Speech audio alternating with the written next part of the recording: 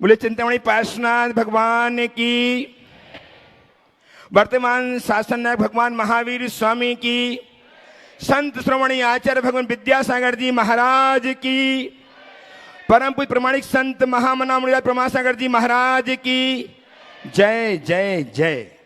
परम पूज्य निर्वेक सागर जी महाराज की, परम पूज्य संधान सागर जी महाराज की, मुनि संघ की, अहिंसामयी जैन धर्म की।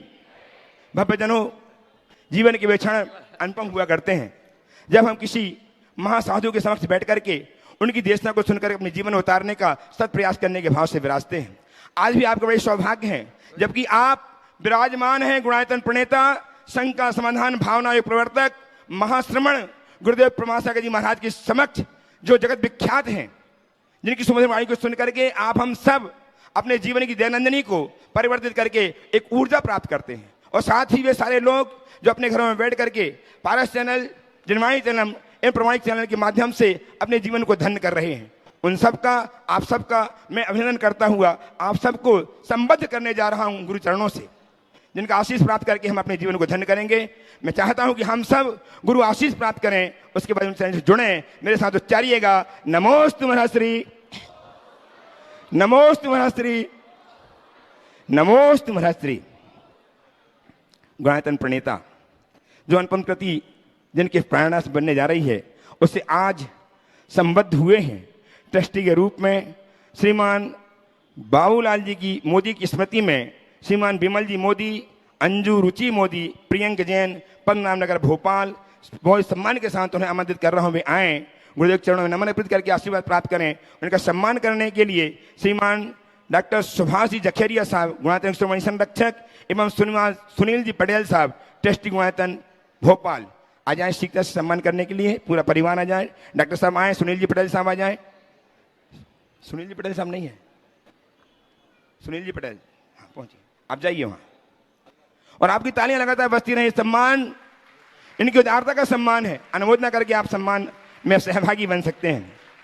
इसी प्रकार आज स्वर्गीय श्री कपूरचंद जी की स्मृति में मातु श्री गुणमाला जैन की प्रेरणा से श्रीमान नीलेश जी, श्रीमती क्वीना जी जैन, श्री पंकज जी, श्रीमती प्रियंका जी जैन, बावड़िया कला भोपाल ये संबद्ध हुए हैं। सादर आमंत्रित करना हुए आए, गुरु चरणों में अभिवंदना करें, आशीर्वाद प्राप्त करें, आशीष लें, और इनका सम्मान करने के लिए गुणायतन के संरक्षक श्रीमान जेके जैन भोपाल एवं श्रीमान विजित जी पाटनी भोपाल, इनसे निवेदन की शीघ्रता से आ जाएं सम्मान करने के लिए। श्रीमान नीलेश जी, श्रीमती क्वीना जी, मातुश्री गुणमाला जी के साथ पंकज जी और प्रियंका जी।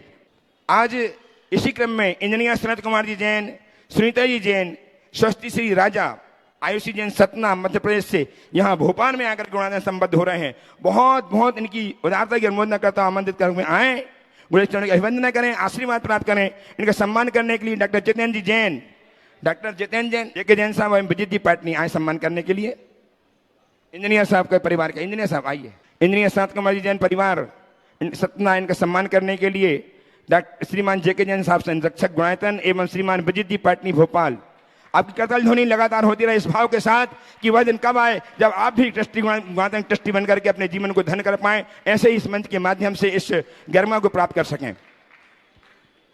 फोन कहाँ गया? इसी क्रम में आज गुणायतन से अपनी सहयोग राशि अर्पित करके संबद्ध हुए हैं श्रीमान हेमंत जी, अर्चना जी, सलील जी जैन, मंदाकिनी कोलार भोपाल। बहुत बहुत साधुवाद। यदि उपस्थित हो अपने सामने खड़े होकर के आशीर्वाद प्राप्त कर लें और आप उनकी करताल ध्वनि से सम्मान करें। और आज एक सूचना के साथ मैं गुरुदेव के चरणों में पहुंचूं, उसके पूर्व एक सूचना आपको देना चाह रहा हूं। आपके आशीर्वाद से, ये अमेरिका से सूचना आई है, इन्फॉर्मेशन महाराष्ट्री, आपके आशीर्वाद से नमोस्तु नमोस्तु नमोस्तु, आपके आशीर्वाद से इस साल भी NRI प्रमाणिक पाठशाला का समर कैंप 8 जुलाई से 9 अगस्त तक रहेगा। 6 से 15 वर्ष के बच्चे इस समर कैंप पर 68 आवश्यक का पालन रोज प्रैक्टिकल तरीके से पूरे उत्साह के साथ करना सीखेंगे, जिसमें पूजा प्रारंभ से लेकर विसर्जन तक की विधि समझाई व याद कराई जाएगी। रोज अष्टदव से विभिन्न तीर्थंकरों की पूजा भी कराई जाएगी।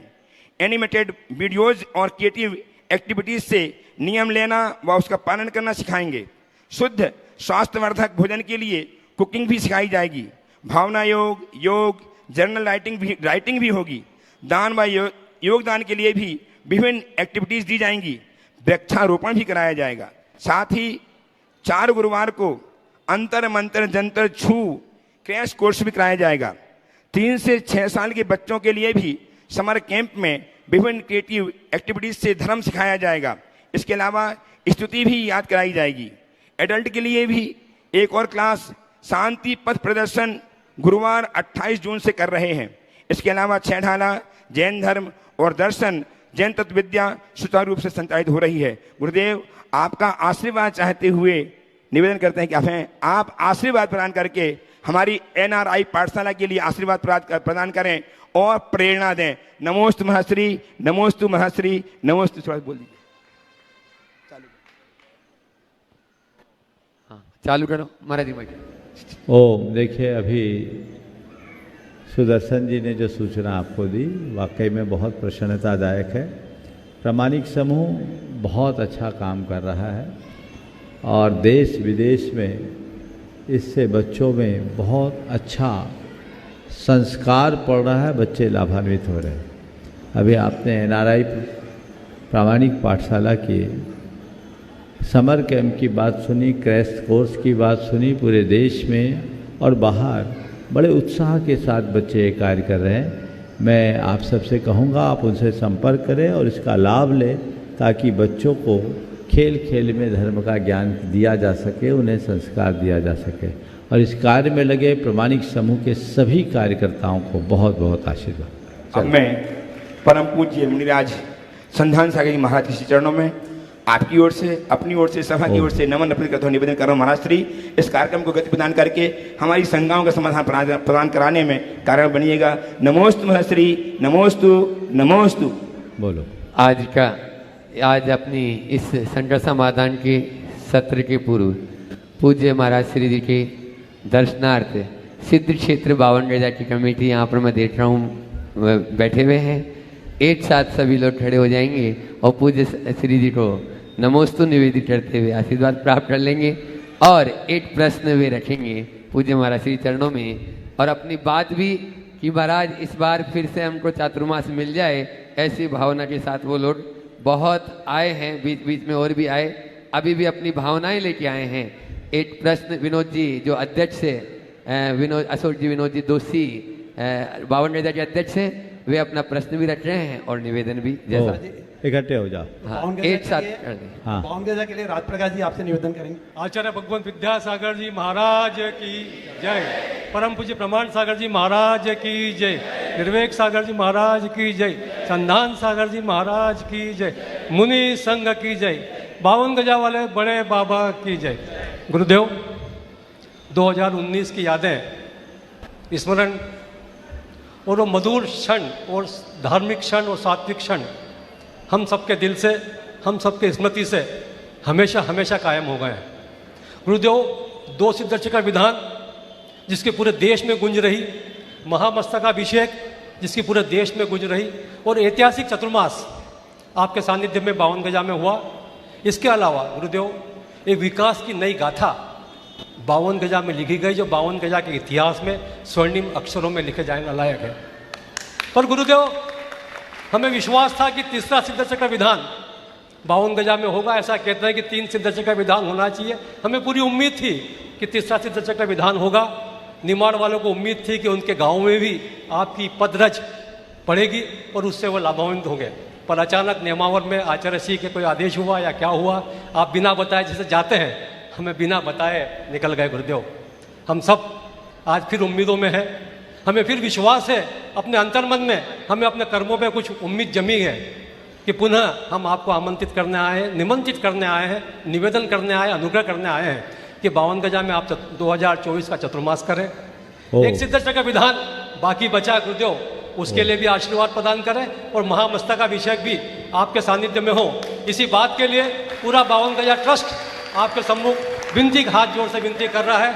जय, हमें उम्मीद है कि जय। हमारे अध्यक्ष विनोद जी एक प्रश्न करेंगे सबकी ओर से। चलो महाराज जी, लंदन की एक एजेंसी ने एक सर्वे किया। उस सर्वे में यह पाया गया है कि जिन बच्चों को दादा दादी, नाना नानी का प्यार नहीं मिला, वो भावनात्मक और व्यवहारिक तक संबंधों से जूझ रहे। और महाराज जी जिन बच्चों को दादा दादी नाना नानी का प्यार मिला उनमें वो समस्या नहीं पाई गई। महाराज जी भारत में भी अब ऐसा होने लगा है कि दादा दादी नाना नानी वृद्धाश्रम में जाने लगे हैं और ये समस्या महाराज जी गंभीर होती जा रही है। आपके माध्यम से मैं पूरे विश्व के समाज को एक संदेश देना चाहता हूँ कि इसमें क्या किया जाए। देखिए पहले तो 52 गजा वालों ने, मैं चाहूँगा एक बार इस पूरी कमेटी का जोरदार अभिनंदन करें। इन लोगों ने बड़ी लगन, निष्ठा और समर्पण के साथ उस क्षेत्र के विकास में अपने आप को समर्पित किया है और चातुर्मास में भी इन लोगों की बहुत बड़ी भूमिका रही। आज फिर से उसी चातुर्मास का भाव लेकर आए हैं, पर उनको पता है कि अभी हमको इसके लिए लंबी प्रतीक्षा और पुरुषार्थ करना पड़ेगा। लगे रहिए। आपने जो दादा दादी और नाना नानी की प्रासंगिकता की बात की है, ये तो हम रोज़ कहते हैं, और जब तक ये नहीं मिलेगा परिवार ठीक तरीके से फल फूल नहीं पाएगा। इसलिए आप चाहते हैं कि हमारा परिवार परिवार बना रहे, तो उसके लिए इन सब का महत्व आंकना बहुत जरूरी। हाँ बोलो। आगे प्रश्न के लिए मैं आमंत्रित कर रहा हूँ जो आज गुणायतन से संस्था एक वर्षा महाराज जी श्री पावन गजा ट्रस्ट कमेटी की तरफ से, निमाड़ महिला मंडल की तरफ से और आप तो सवाल कर दो सबकी तरफ से, बोलो। महाराज जी आपसे एक मार्गदर्शन चाहूँगी कि महाराज जी हम लोग राष्ट्रीय जैन एकता मंच की प्रदेश अध्यक्ष और हम लोग इस मंच में सकल जैन समाज, दिगंबर, श्वेतांबर, तेरापंथ, बीसपंथ, सारे सकल जैन समाज को लेकर एक महिला प्रकोष्ठ बना है और उसमें महाराज जी हम जैन महिलाओं के उत्थान के लिए 4 विभागों सामाजिक, धार्मिक, पर्यावरण, जीवदया और युवा प्रकोष्ठ के द्वारा काम करते हैं। महाराज इसको आगे और किस अच्छी तरह से हम लोग बढ़ाए। आप बहुत अच्छा काम कर रहे हैं। अपने उद्देश्य, अपने कार्य योजना को मेरे सामने लाकर अलग से रखिएगा, तब फिर विस्तार से चर्चा करेंगे। बहुत बहुत आशीर्वाद। चलिए आगे प्रश्न के लिए श्री नीलेश जी क्वीना जी जैन जो आज गुणायतन से ट्रस्टी के रूप में जुड़े हैं, वे अपना प्रश्न रखेंगे बावड़िया कला भोपाल से। और तैयार रहेंगे विमल जी अंजू जी जैन जो वे भी आज संस्थापक सदस्य के रूप में जुड़े हैं, पंचशील नगर। पद्मनाभ हेलो, चश्मा लेके आया था, बोलो। हाँ पहली बार बोल रहा हूँ, कुछ गलती हो तो क्षमा करना। बिल्कुल। महाराज जी जब भी हम बचपन में कोई समस्या लेके अपने पिताजी के पास जाते थे तो पिताजी ने कभी हमारा पक्ष नहीं लिया। वो हमेशा बोलते थे इतने होते मत देखो, अपना काम करो, इतने होते नहीं देखो, अपना काम करो। अब उस बचपन में तो हमें समझ में आई नहीं कि क्या उनके कहने का, और हमें दुख होता था कि वो हमारा पक्ष नहीं लेते हैं। धीरे धीरे जब हम बड़े हुए तो समझ में आया कि उनके कहने का अर्थ ये था कि अपना कर्म करो, इधर उधर मत झांको, अपना कर्म करते रहो।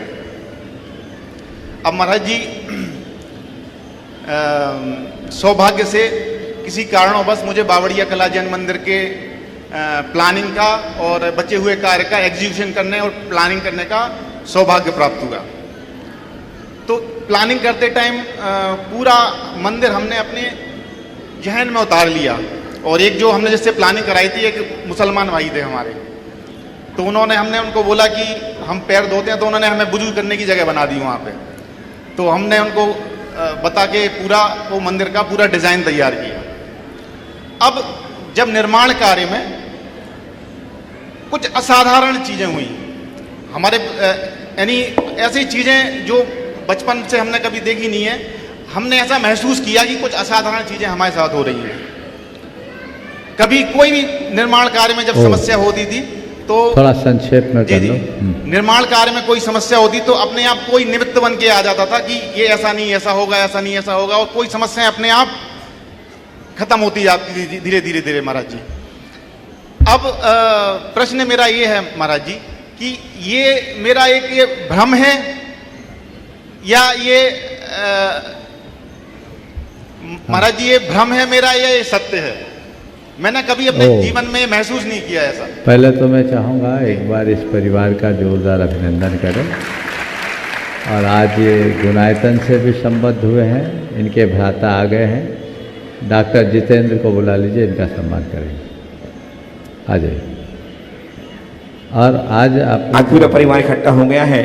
वही कर कपूर चंद जी की स्मृति में श्रीमान मातुश्री गुणमाला जी की प्रेरणा से श्रीमान नीलेश जी, श्रीमती क्वीना जी जैन, श्री पंकज जी, श्रीमती प्रियंका जी जैन आज गुणायतन संबद्ध हुए हैं। मैं सम्मान करने के लिए आमंत्रित कर रहा हूं श्रीमान जितेंद्र जी एवं डॉक्टर अजय जी जैन, ट्रस्टी भोपाल, सम्मान करें। आपकी तालियां लगातार बजती रहे। बहुत बड़ा इन्होंने उदारता का परिचय दिया है। इनको उदारता की हम बार बार अनुमोदन करते हैं। अब आपके सवाल पर आता हूँ। पहले तो मैं कहूँगा कि आपके पिताजी निश्चित बड़े दूरदर्शी थे और उन्होंने ऐसा करके आप पर बड़ा उपकार किया है। अच्छे माता पिता वो नहीं हैं जो बच्चों की समस्याओं का निवारण करे। अच्छे माँ बाप वो हैं जो बच्चों को समस्याओं से निपटने की क्षमता दे। आपने जो बात कही, इते उते न देखो अपनों काम करो, एक मनुष्य को लक्ष्योन्मुखी बनाने का इससे अच्छा मार्गदर्शन नहीं हो। तो हम तो आपसे ये कहेंगे, इसे अपने जीवन का ब्रह्मवाक्य बनाइए और उसी का अनुकरण करते हुए आगे बढ़ते जाइए। रहा सवाल आपके इस पूरे के पूरे कार्यक्रम के साथ घटने वाली घटनाओं और अनुभवों का, तो उसके लिए भी मैं कहूँगा इते उते न देखो अपनों काम कर। समझ लो। चलो। विमल जी, अंजू जी, मोदी परिवार पद्मनाभ नगर, जो आज गुणायतन से संस्थापक सदस्य के रूप में जुड़े हैं, एक बार जोरदार तालियों से उनका स्वागत अभिनंदन भी कर दें। और उसके बाद में तैयार रहेंगे सनत कुमार जी, सुनील जी जैन, इंजीनियर, विमल जी का सतना परिवार। विमल जी का सवाल है? सवाल नहीं है? चलिए, इनका सवाल नहीं है, इनका भी जोरदार अभिनंदन कर दीजिए। और ये एक बड़ा उदार चित्त परिवार है। परम पूज्य गुरुदेव के आशीर्वाद से इनके गृहनगर तेंदुखेड़ा में जो पाषाण का जिनालय बना है, उस जिनालय के निर्माण में इनके परिवार का बहुत उत्कृष्ट योगदान रहा है। एक बार इनका अभिनंदन कीजिए। चलिए अगला। इंजीनियर सनत कुमार जी, सुनीता जी जैन, आयुषी जैन, सतना मध्य प्रदेश, वे भी आज गुणायतन से संस्थापक सदस्य के रूप में जुड़े हैं। जोरदार तालियों से उनका भी स्वागत राजा करें। सवाल। उनका प्रश्न है यहाँ पर, राजा करें। और उसके बाद में तैयार रहेंगे अनूप जी जैन, IRS, उनके जो है परिवार से।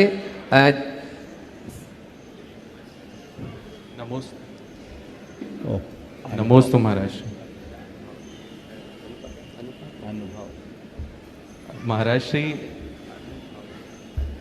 श्री विगत 1 माह से मैं थोड़ा बीमार चल रहा हूँ और लगातार बुखार आ रहा है। तो सब रिपोर्ट्स तो नॉर्मल हैं, पर समझ में नहीं आ रहा क्यों आ रहा है। तो महाराज श्री, बहुत सारे विचार इस दौरान आते रहते हैं। तो मेरा प्रश्न ये है महाराज श्री कि मृत्यु के भय से कैसे बचें? बहुत अच्छा। सबसे पहली बात तो ये है कि अगर हम बीमार हुए हैं तो सीधे मृत्यु को याद करना ठीक नहीं। ये मत सोचना कि हमें बुखार आ रहा है तो हम मर ही रहे। 1 ही महीना हुआ ना तुमको। हमको 1993 में 60 दिन लगातार बुखार आ, 60 दिन लगातार नेमावर में, 2 महीना। इसे घबराओ नहीं, ये सब चीज़ें आती हैं। और हमने बुखार को अपना दोस्त बना लिया था। रोज़ आता था, मिल कर के 6-8 घंटे रहता था, चला जाता था। समझ गया? तो ये चीज़ें होती हैं। आप उसकी चिकित्सा करिए, भावना योग कीजिए, लाभ मिलेगा। लेकिन एक मृत्यु का डर हर मनुष्य को किसी न किसी रूप में सताता है, क्योंकि मनुष्य को अपने जीवन से बड़ा लगाव होता है। जीवन के प्रति होने वाले इसी लगाव के कारण लोगों के हृदय में मृत्यु का डर उत्पन्न होता है। पर मैं ये कहूँगा कि हर पल एक बात अपने हृदय में जगाओ न मे मृत्यु कुतो भीति, न मे व्याधि कुतो व्यथा, ना हम बालो न वृद्धो हम न युवैतानिक पुद्गले। जब मैं मृत्यु ही नहीं तो डर कैसा? मैं मर ही नहीं सकता तो मरने का डर कैसा? मैं तो अजर अमर अविनाशी आत्मतत्व हूँ। न मेरा जन्म है न मेरा मरण है। जन्म भी इस शरीर का तो मरण भी इस शरीर का है। मैं अजन्मा हूँ और मैं अमर हूँ, मैं शाश्वत हूँ, अविनाशी हूँ। ये बीमारी मुझे नहीं शरीर को है। शरीर तो बीमारियों का घर है, शरीरम व्याधि मंदिरम। मैं इससे क्यों विचलित हूँ? अपने मन को उस तरीके से तैयार करके चलो तो ये सारी दुविधाएं पल में दूर होगी और मन अच्छे से प्रशस्त होगा। एक बात गांठ में बांध लो, जब तक मेरी आयु है मुझे कोई हिला नहीं सकता, और आयु पूरी हो जाने पर कोई जिला नहीं सकता। समझ गए?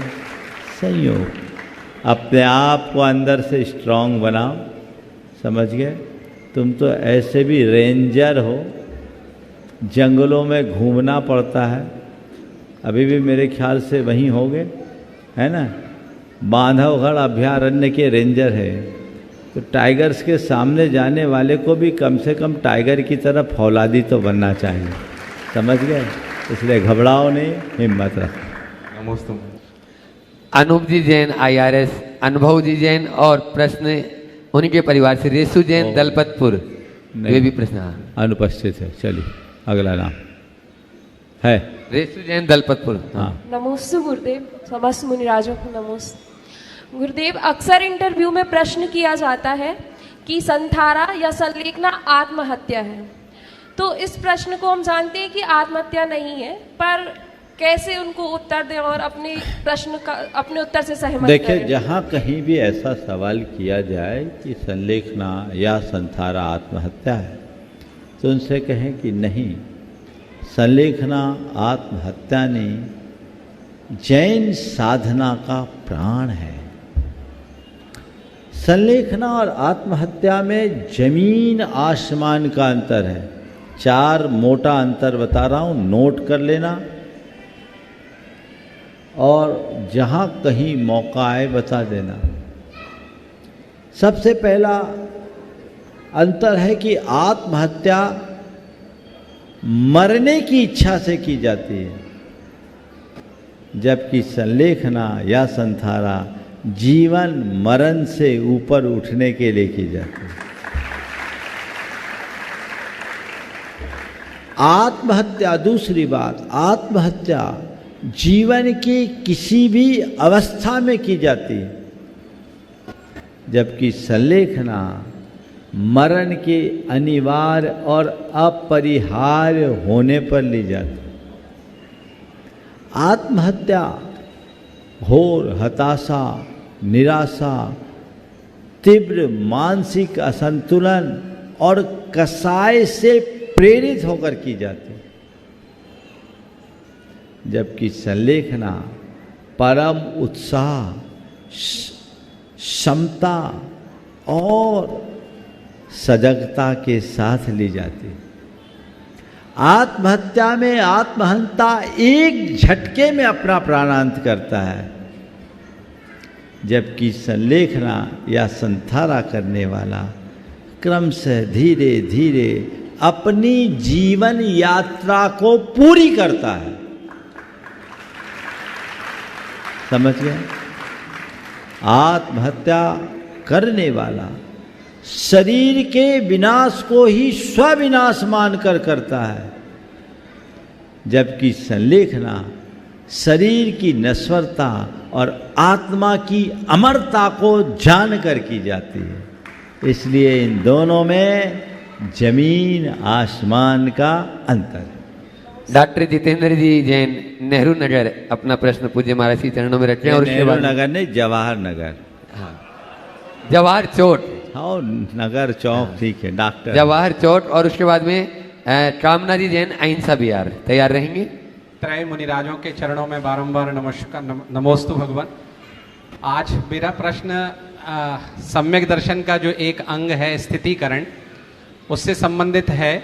अपने से पद में बड़े, अपने से पद में छोटे और स्वयं का स्थितिकरण, इसमें अंतर कैसे करेंगे? देखिए, स्थितिकरण एक बड़ा गुण है और हमें इस बात को सदैव याद रखना चाहिए कि स्खलन किसी से भी हो सकता है, चाहे वो बड़ा हो या छोटा।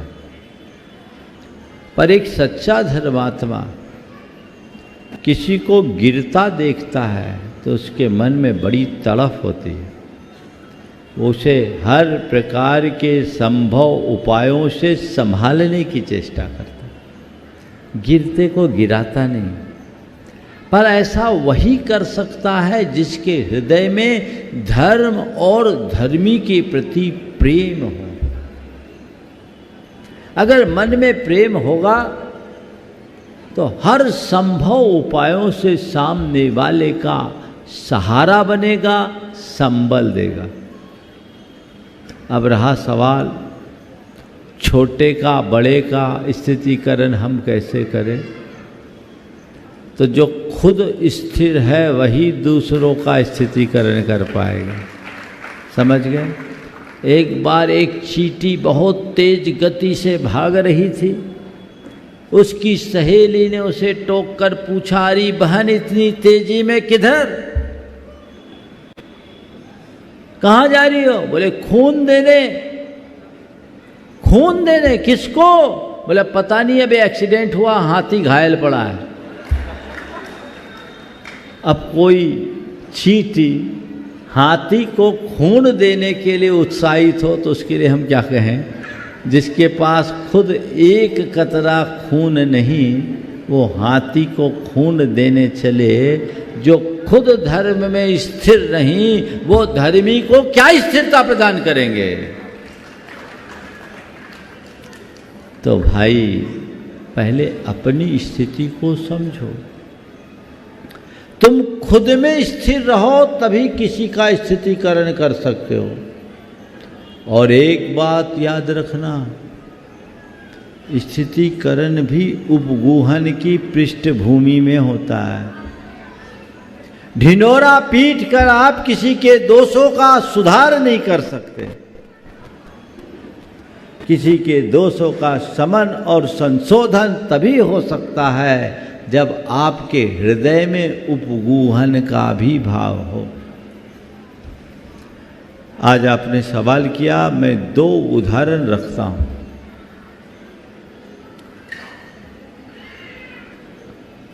पहला उदाहरण पंडित जगन मोहन लाल सिद्धांत शास्त्री के मुख से सुना हुआ। खजुराहो में एक मुनिराज थे। उनके विषय में पूरे इलाके में बड़ी भ्रांत चर्चाएं थी। उन चर्चाओं के कारण लोगों में आक्रोश था और लोगों ने ये तय किया कि इनको हम लोग कपड़े पहना दें, इनकी चर्या ठीक नहीं। पंडित जी उन दिनों सतना में थे।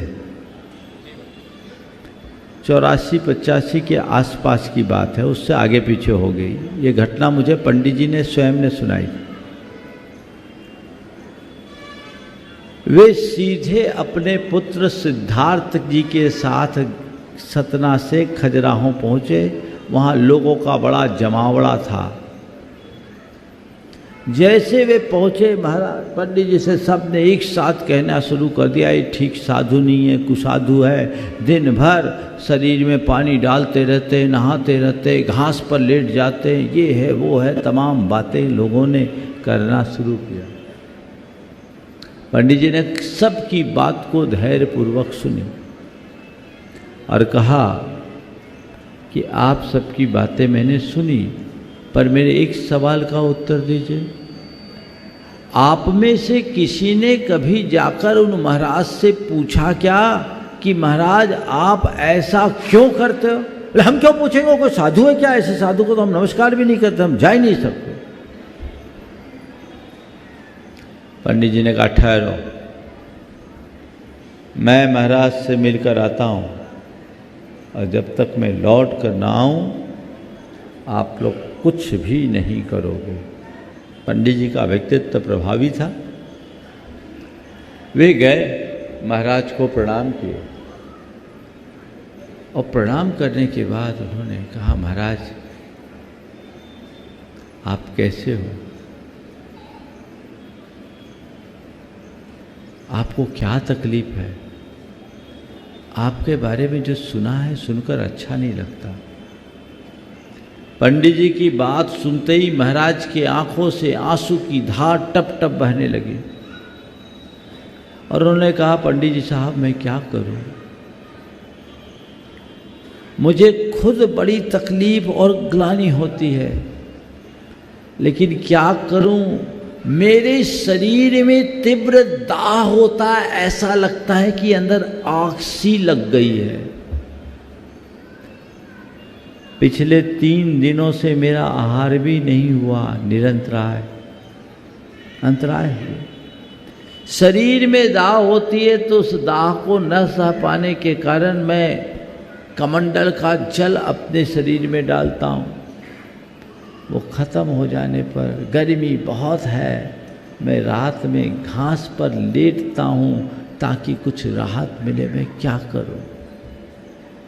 पंडित जी तत्वज्ञानी थे, उन्होंने महाराज को कहा महाराज घबराइए नहीं, आपकी हम चिकित्सा और सेवा वैयावृत्ति करेंगे, पर महाराज आप तो महाव्रती हो, पंच परमेष्ठि में स्थान पाते हो, हम लोग आपकी वंदना करते हैं, आप त्रिलोक पूज्य रूप को धारण किए हैं। इस आत्मा का तो नरकों की वेदना से भी कुछ नहीं बिगड़ा, इसमें क्या बिगड़ेगा? महाराज आप अपने मनोबल से इसे जीतिए, ये परिसर है, इस परिसर शत्रु को हराना है और हम आपकी सेवा करेंगे, वैयावृत्ति करेंगे। पंडित जी को की बातों से महाराज को बड़ा संबल मिला। पंडित जी बाहर आए और लोगों को जमकर लताड़ा और कहा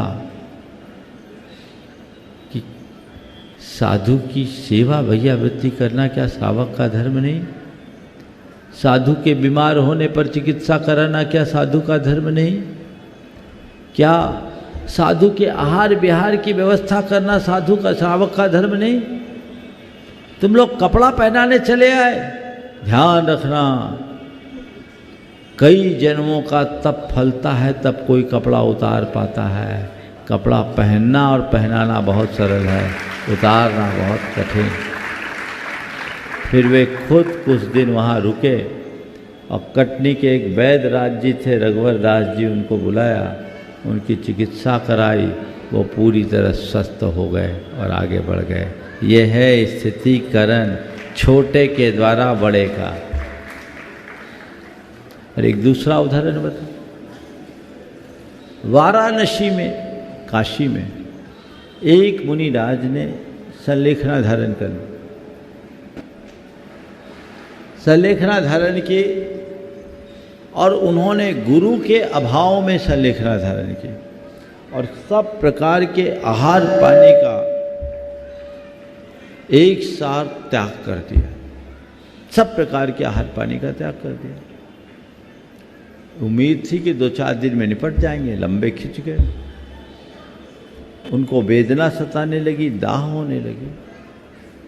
तो वहाँ एक बड़े विद्वान थे, वे भी सिद्धांताचार्य थे। उन्होंने कहा, नाम नहीं ले रहा हूँ, उन्होंने कहा महाराज आर्त ध्यान से मरोगे तो कुगति के पात्र बनोगे, आप तो पानी पी लो। क्या सलाह दिया? आप पानी पी लो, और उन्होंने उनको पानी पिला के उनके महाव्रत को खंडित किया और थोड़ी ही देर में उनकी मृत्यु हो गई। उनको पानी पिलाने की जगह उनको बोध जगाना था और ऊपरी सेवा वैयावृत्ति करनी थी तो सही स्थितिकरण होता। तो आपने स्थितिकरण की बात की, स्थितिकरण तो करना ही चाहिए, उपगूहन का भी ध्यान रखना चाहिए और व्यापकता से सोच कर चलना चाहिए। पर ये तभी होगा जब तुम्हारे हृदय में सामने वाले के प्रति प्रेम और वात्सल्य होगा। द्वेष और घृणा तो द्वेष ही फैलाएगी। इसलिए अपने हृदय को पवित्र बनाइए, दुर्भावना से अपने आप को ऊपर उठाइए। नमोस्तु।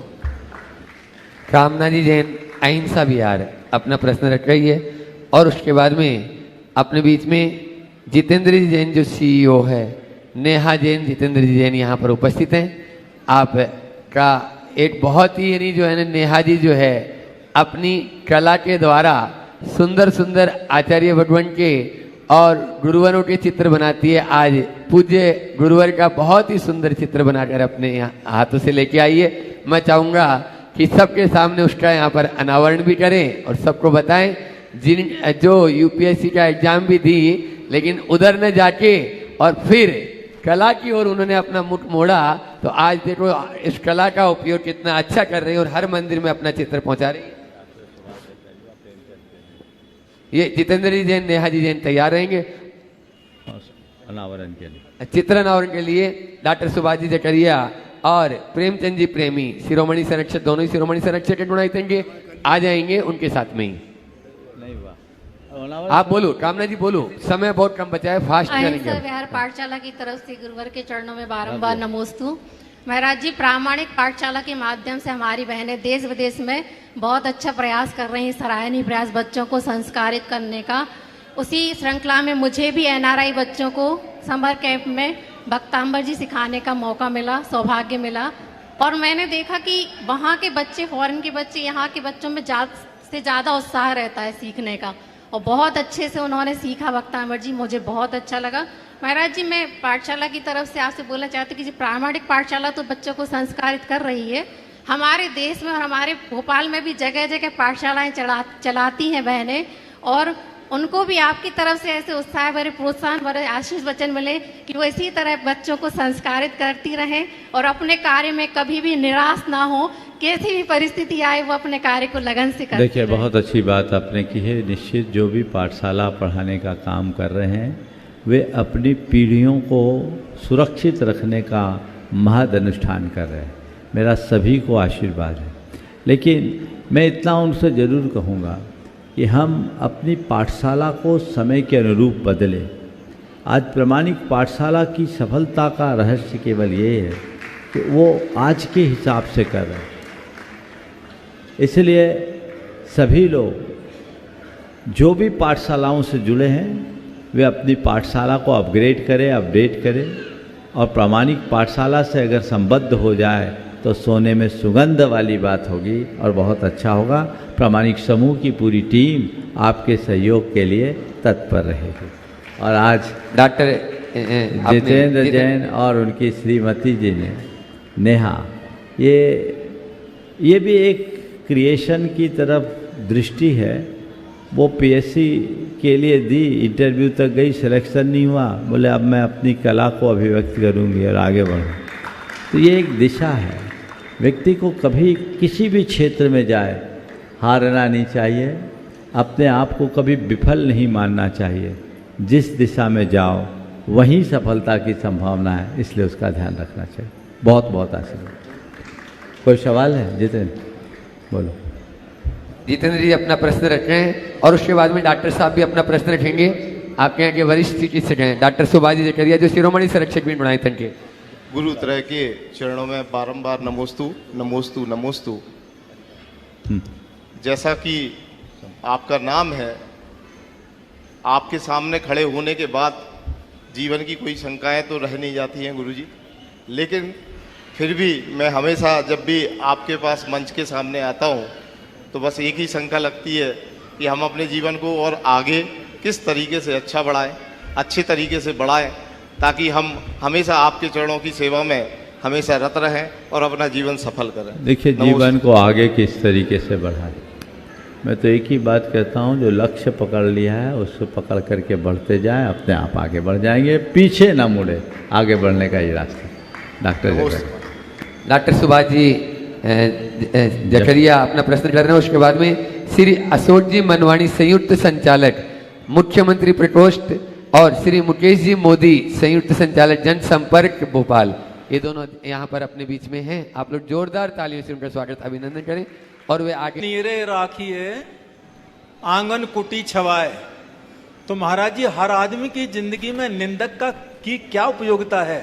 हम तो निंदक को देखते हुए उसको अलग हटा देते हैं। आचार्य महाराज ने इसी बात को अपने शब्दों में एक हाइकू के माध्यम से अभिव्यक्त किया। उन्होंने लिखा, आलोचन से लोचन खुलते सो स्वागत है। आलोचन से लोचन खुलते सो स्वागत है। यदि हम सदैव अपने प्रशंसकों से ही घिरे रहेंगे तो हमारी प्रगति अवरुद्ध हो जाए, लेकिन प्रशंसकों के साथ यदि आलोचक होंगे तो हमें हमारी कमियों का बोध कराएं। इसलिए आलोचक होना अच्छा है, और यदि कोई आलोचक मिलता है तो हमें उसका स्वागत करना चाहिए। और हमेशा कभी भी कोई आलोचना हो तो उसे सकारात्मक दृष्टि से देखो, उससे विचलित मत हो। यदि कोई तुम्हारी आलोचना कर रहा है तो उसे देखो, समझो, और ये देखो जो आलोचना कर रहा है वो सही है तो अपने अंदर सुधार करो, और जो आलोचना नहीं कर रहा वो हम में नहीं है तो उसे नज़रअंदाज करो। और एक बात ध्यान रखना, हर प्रगतिशील व्यक्ति के पीछे उसके आलोचक होते हैं। जिसका कोई आलोचक नहीं वो कभी आगे बढ़ ही नहीं सकता। अगर तुम्हारे आलोचक नहीं तो तुम आगे बढ़ ही नहीं सकोगे। अरे गाड़ी चलेगी तो धुआं तो उड़ेगा ही।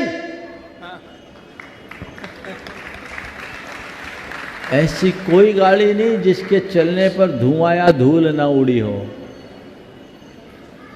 ये तो आनुषांगिक है। गाड़ी जितनी गति से चलती है, धुआं और धूल भी उसी अनुपात से उड़ते हैं।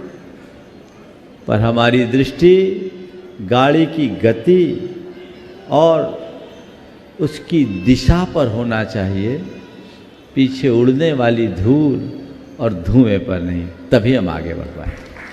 नमस्ते। श्री अशोक जी मनवानी और श्री मुकेश जी मोदी यहाँ पर उपस्थित हैं। वे अपना प्रश्न रख रहे हैं और उनका स्वागत अभिनंदन यहाँ की कमेटी, अपने चोट पंचायत की कमेटी, आप लोग जोरदार तालियों से इनका सबका स्वागत अभिनंदन कर दें। और एक प्रश्न सर मुकेश जी रखेंगे और उसके बाद में तैयार रहेंगे सोनम शुभम प्रकाश जी जैन जो ट्रस्टी हैं, पंखुड़ी जैन, तनु जैन जिसका जन्मदिन है, वे भी उनके साथ मौजूद।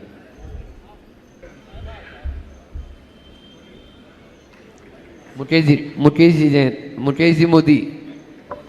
हाँ अरविंद। मुनिश्री के चरणों में नमोस्तु, शत शत नमन। बोलो। मुनिश्री, मेरी शंका का समाधान आप करेंगे कृपया। मनुष्य को किस तरह मोक्ष की प्राप्ति हो सकती है? आज तो हमारे बहुत से वैज्ञानिक स्वर्ग जैसी कोई व्यवस्था है उसे भी मानने से इनकार करते हैं, लेकिन फिर भी जीवन में अच्छा बुरा सभी होता रहता है। लेकिन मोक्ष किस तरह मनुष्य को प्राप्त? देखिए, मोक्ष है क्या? मोक्ष यानी मुक्ति। मुक्ति यानी छुटकारा। किससे छुटकारा? अपने दोषों, दुर्बलताओं, दुर्गुणों और दुखों से। इनसे छुटकारे का नाम ही मोक्ष है। तो हम अपने दोषों से, दुर्बलताओं से, दुर्गुणों से, दुखों से जितना जितना दूर होंगे उतना उतना मोक्ष के करीब जाएंगे। जिस दिन हमारे सारे दोष, हमारी सारी दुर्बलताएं, हमारे सारे दुख और दुर्गुण नष्ट हो जाएंगे, वही मुक्त है। तो हमें उसके लिए प्रयास करना है। एकाएक ये सब चीज़ें नहीं होगा, उसके लिए सतत प्रयत्न करने की आवश्यकता और अपेक्षा है। वास्तविक मुक्ति है। ओम। सोनम शुभम जैन सूटी सिमनिया जो गुणायतन के संस्था सदस्य हैं, और उसके बाद में सविता जी बॉम्बे तैयार रहेंगे। नमोस्तु महाराज जी। महाराज जी इंग्लिश में कहते हैं don't go for easy thing, पर आजकल लोग हमेशा शॉर्टकट की तरफ ज़्यादा भागते हैं। तो महाराज जी मेरा प्रश्न है कि हमें अपने जीवन में शॉर्टकट की तरफ भागना चाहिए या नहीं, क्योंकि कभी कभी शॉर्टकट भी बहुत मुश्किल होते हैं। देखिए, शॉर्टकट करते समय कभी शिखर जी की वंदना करने का अनुभव किया है? कुछ लोग हैं जो शॉर्टकट पकड़ते हैं और कट हो जाते हैं कहीं से कहीं। अभी हमारा सम्मित शिखर में प्रवास था तो एक भाई जंगल में फंस गया, 3 लोग, उनके साथ 2 महिलाएं थी, एक 18-20 साल का लड़का था। रात भर जंगल में पड़ा रहा घना। वो तो गांव के कोई मोबाइल नहीं, कोई कनेक्टिविटी नहीं, और लोग घूम घाम के खोज खाज के लाए। सवेरे मेरे पास आया, मैंने पूछा क्या हुआ? बोले शॉर्टकट पकड़ लिए और उतर गया वो परिक्रमा की नाले पे। तो ऐसा शॉर्टकट कोई काम का नहीं जो पूरा कट हो जाए, समझ गए? ध्यान रखना। 2 तरह की उपलब्धियां हैं, एक दीर्घकालिक और एक अल्पकालिक। हमेशा हमारी दृष्टि दीर्घकालिक उपलब्धियों की तरफ होनी चाहिए, अल्पकालिक नहीं। लॉन्ग टर्म गेन को देखो, शॉर्ट टर्म गेन को नहीं। और मैं तुम जैसे युवाओं को कहता हूँ, एक एक करके 1000 सीढ़ी चढ़ो, एक साथ 100 सीढ़ी चढ़ने की कोई कोशिश मत करो। एक साथ 100 सीढ़ी चढ़ोगे तो विफल हो जाओगे। 1000 सीढ़ी चढ़ने की क्षमता है, एक एक करके चढ़ते चलो। सविता जी बॉम्बे अपना अनुभव भी बता रही है और प्रश्न भी, और उसके बाद में तैयार रहेंगे प्रेमचंद जी प्रेमी जो शिरोमणि संरक्षक है, जितेश जी जैन उनके साथ में रहेंगे, और साथ में मुकेश जी जैन भी। एक साथ 3 हो जाएंगे और एक प्रश्न कर ले तो अच्छा रहेगा। महाराज जी के चरणों में कोटि कोटि नमोस्तु नमोस्तु नमोस्तु। महाराज जी के चरणों में इक्षामी इक्षामी इक्षामी। महाराज जी बड़ा पुण्य प्रबल था आपके दर्शन करने। हम 26 तारीख को बम्बई से यहाँ पर आ सके, मुझे बहुत अच्छा लगा, आपके दर्शन मिले। आपको कोटि कोटि नमन, कोटि कोटि धन्यवाद प्रभु। आपको आभार व्यक्त करने के लिए मैं 6-7 साल से भावना योग करती हूँ महाराज जी। मेरे शरीर में अनेक प्रकार की आदि व्याधि आई और पतली गली पकड़ के निकल गई, क्योंकि भावना योग में सवेरे 4:45 बजे उठ के स्नान करती हूँ, शुद्ध कपड़े पहन के भावना कुर्सी पर बैठ के करती हूँ ताकि नींद ना आए। कई प्रकार की बीमारियां आई महाराज जी, किंतु हमारे शरीर से चली गई। मुझे बीच में दवाइयाँ भी नहीं खाना पड़ी महाराज जी। अभी कई सालों से मेरे स्पाइन में गैप है, हड्डी में क्रैक है स्पाइन में ही, और मैं भावना योग करती हूँ। पिछले सिर्फ 2-2.5 महीने से आयुर्वेदिक दवा खा रही हूँ, नहीं तो सवेरे मैं भावना योग करती हूँ। आराम से मेरा जीवन चल रहा है, कोई प्रकार की मुझे साइटिका, कमर दर्द, घुटनों का दर्द, सब में मुझे बहुत आराम है महाराज जी। और बस आपसे ये निवेदन है महाराज जी, ऐसा आशीर्वाद दीजिए कि अंतिम समय तक देह परिवर्तन करते समय तक मैं ऐसे ही चलती फिरती रहूँ, सल लेके न समाधि मरण द्वारा। बहुत सुंदर, बहुत सुंदर। महाराज जी एक छोटा सा प्रश्न है। जब मैं पूजा करती हूँ अष्टद्रव्य से, जैसे ही मैं गुरुदेव को अर्घ्य चढ़ाती हूँ महाराज जी, मेरी आंखों से झरझर अपने आप अक्सर आंसू निकलने पड़ते हैं। तो मेरा कहीं कर्म का आश्रय देखो, ये भक्ति की अभिव्यक्ति। तुम दर्शन से पुलक शरीरा, गदगद गिरा नैन वह नीरा। ये भक्ति की अभिव्यक्ति है। भगवान के दर्शन करते समय रोम रोम पुलकित हो जाए, वाणी गदगद हो जाए और आंखों से हर्ष के अश्रुधार बहने लगे, तो समझना सारे कर्म कर जाएंगे और आगे बढ़ जाएंगे। और महाराज जी बहुत बहुत आशीर्वाद। जैन समाज में देखा, बम्बई में अधिकांश महिलाओं की विटामिन B12 कम होने से बहुत कमजोर हालत चल रही है सबकी वहाँ पर। तो उसके लिए कोई आयुर्वेदिक गोली? देखिए, आयुर्वेदिक गोली है इसकी, और एक अहमदाबाद से, उस कंपनी का नाम मैं भूल रहा हूँ, बड़ौदा की एक कंपनी है जो स्टार्च की कैप्सूल बनाती है बिना जिलेटिन वाली, और विशुद्धतया आयुर्वेदिक है। विटामिन B12 और D2 दोनों के लिए बहुत अच्छा कंपोनेंट है। बहुत अच्छा लाभ मिलता है। उसकी थोड़ी देर बाद याद आएगी तो आपको जानकारी मिल जाएगी। क्या है कंपनी का नाम उसका? विटामिन B12 और D2 D3 का? हाँ, हर्बल है। हाँ, स्वागत हर्बल करके कंपनी है, आप गूगल में सर्च करें। यहाँ सभी चिकित्सकों को भी मैं कहूँगा विशुद्ध शाकाहारी और बहुत अच्छा। हाँ, आगे। बहुत बहुत धन्यवाद, बहुत बहुत आभार महाराज जी। प्रेमचंद जी, प्रेमी, जितेश जी और मुकेश जी अपना प्रश्न रखें। उसके बाद में राज मेहता, जो दुनिया का सबसे युवा एंटरप्रेन्योर, 13 साल की उम्र में जिन्होंने ई स्कूटर का निर्माण किया, जोरदार तालियों से उनका स्वागत करें अपने बीच में। राजवी मेहता, योग गुरु, गुजरात पुलिस के हजारों जवानों को जो योग कराते हैं, उन्होंने रिकॉर्ड बनाया। ऐसे दोनों महानुभाव यहाँ पर उपस्थित हैं, इनका सम्मान भी करेंगे। पहले प्रेमी जी अपना प्रश्न रखें। हाँ। मुनिराजों के चरणों में बारंबार नमस्ते। एक साथ आ जाओ। प्रश्न जो है प्रचार मंत्री जितेश जी कर। हाँ, दोनों जब तक इधर हे मुनिवर, जैसा कि घोषित है कि देवोदय महासंघ की सभी गौशालाओं में आपके अवतरण दिवस व पर्यावरण दिवस के उपलक्ष्य में रोपित हो रहे पौधों के लिए, लेकिन पौधे रोपित करना ही हमारा लक्ष्य नहीं है, उन्हें पूर्ण ऊंचाई तक पहुंचाना समाज से के प्रत्येक शहर में क्या अपेक्षा रखना चाहिए? टी गार्ड और उसकी व्यवस्था के लिए प्रत्येक परिवार से 2158 रुपये प्रत्येक परिवार के प्रत्येक मेंबर से हमारा लक्ष्य है। जिस परिवार में जितने मेंबर हैं, बच्चे हैं, हम दो हमारे दो के तर्ज पे आप सभी को आशीर्वाद दें। देखिए, बहुत अच्छी बात है। देवोदय महासंघ ने एक बहुत बड़ा बीड़ा उठाया 58,000 वृक्षों को लगाने का, और उन्हें पूरी तरह से पल्लवित करने का सभी गौशालाओं में होने जा रहा है। बहुत उत्तम कार्य है, और आपने जो कहा ये व्यय साध्य कार्य है। आप अगर अपने हाथों से लगा सकते हैं तो बहुत उत्तम है। खड़े रहें राज, वहीं खड़े रहे 2 मिनट।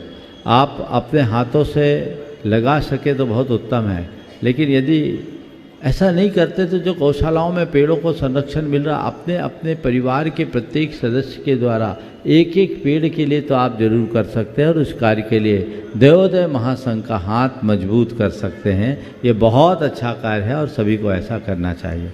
अभी जिनका सत्कार आप लोगों के द्वारा किया गया, राज मेहता और उसके साथ उनकी बहन राजवी जो योग गुरु है, मुझे सुधीर जी के माध्यम से मालूम पड़ा कि दुनिया का सबसे कम उम्र का एंटरप्रेन्योर है, और शायद 13 साल की, उदयपुर से है, अहमदाबाद से। इन्होंने कुछ दिन पूर्व मुझसे चर्चा की। हमने कहा ऐसे व्यक्ति को समाज के बीच लाना चाहिए, और मुझे लगता है जब मैं 1100 क्वार्टर में था तब कहा, और 4-5 दिन में ये यहाँ आकर के उपस्थित हो गया। निश्चित ये इसकी सक्रियता और तत्परता का द्योतक है। ऐसे युवाओं से हमारे समाज के अन्य युवकों को भी प्रेरणा लेना चाहिए। मैं चाहूँगा वो अपने संक्षिप्त बात यहाँ लोगों के बीच रखें। 2 माइक।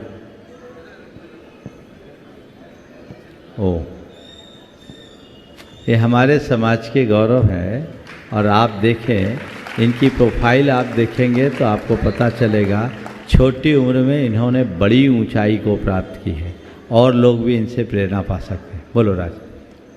गुरुदेव के चरणों में कोटि कोटि नमोस्तु नमोस्तु नमोस्तु। मैं राज मेहता, मूल संतरामपुर, हाल निवासी अहमदाबाद। गुरुदेव के आशीर्वाद से कुछ व्यवसायिक, शैक्षणिक और सामाजिक और यौगिक प्रयास किए जिसमें सफलता प्राप्त हुई। कुछ व्यवसायिक प्रयास आपके साथ साझा करना चाहूँगा। विश्व का सबसे युवान ऑटोमोबाइल कंपनी का एंटरप्रेन्योर बनने का हासिल किया है कीर्तिमान। साथ ही साथ भारत का सबसे युवा इंपोर्ट एक्सपोर्ट लाइसेंस का होल्डर। जनरली 18 साल की आयु है जो प्रशासन के हिसाब से रहती है, बट मेरा 17 साल का एज था जब 19 बार असफल प्रयास के बाद मुझे ये लाइसेंस प्राप्त हुआ। हाल तक विश्व का सबसे ऊंचा इलेक्ट्रिक वाहन का शोरूम जो कि लद्दाख में स्थित है, वह मेरी कंपनी ग्रेटा के द्वारा है। Greta electric scooters.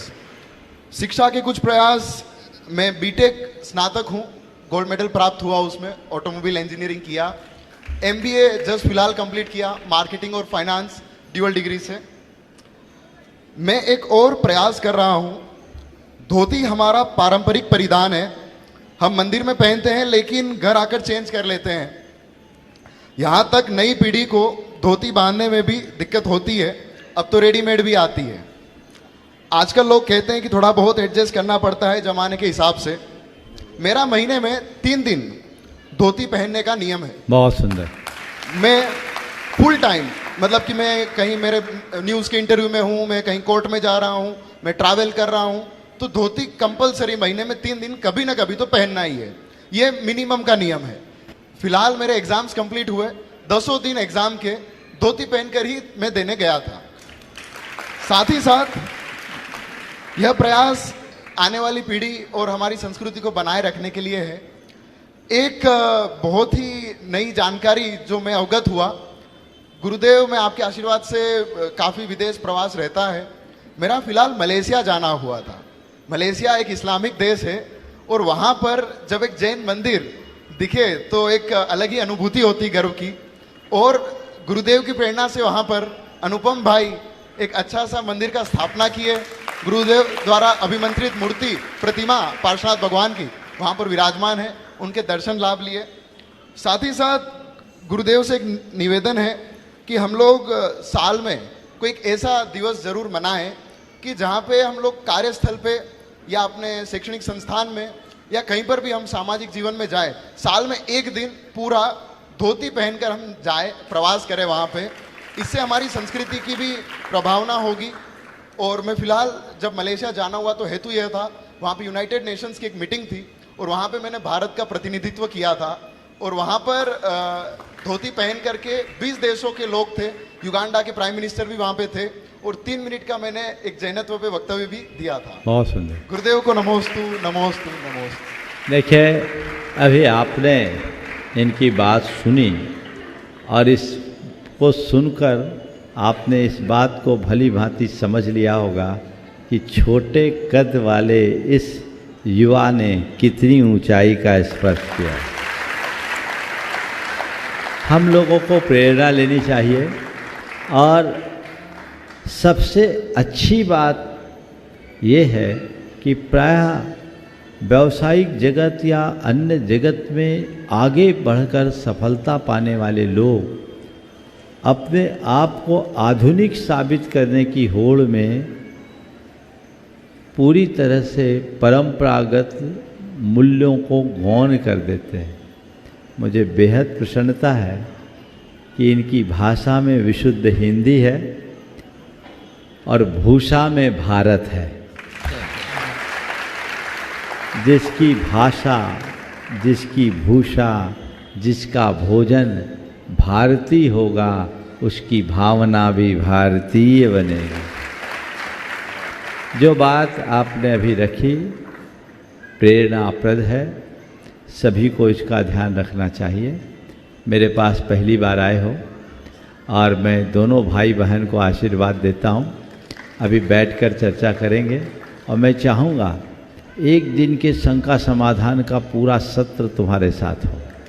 तैयारी से आओ और वो पहले से घोषित करके और ख़ास कर मैनेजमेंट, बिजनेस और इन सब चीज़ों से रिलेटेड बातों को लोगों के बीच रखा जाए ताकि हमारे समाज के अन्य युवाओं को भी प्रेरणा मिल सके। एक बात सदैव याद रखना, मनुष्य के हृदय में दृढ़ संकल्प और उमंग हो तो हर उपलब्धियां उसकी चरण चूमती है। मजबूती के साथ काम करना चाहिए। बहुत बहुत आशीर्वाद। तुम्हें भी कुछ बोलना है? राजू भी बोलो। गुरुदेव के चरणों में युवा योगिनी राजवी मेहता का कोटि कोटि नमोस्तु। गुरुदेव के द्वारा भावना योग एक प्रेरक प्रयास है। आचार्य श्री के आशीर्वाद से अंतर्राष्ट्रीय योग दशक महोत्सव अहमदाबाद में मनाया, जिसकी शोभा 1000 से अधिक पुलिस कर्मी ने सम्मिलित होकर बढ़ाई। यह प्रयास मेरे लक्ष्य 6 मिलियन मिनट ऑफ फिटनेस की शुरुआत का है।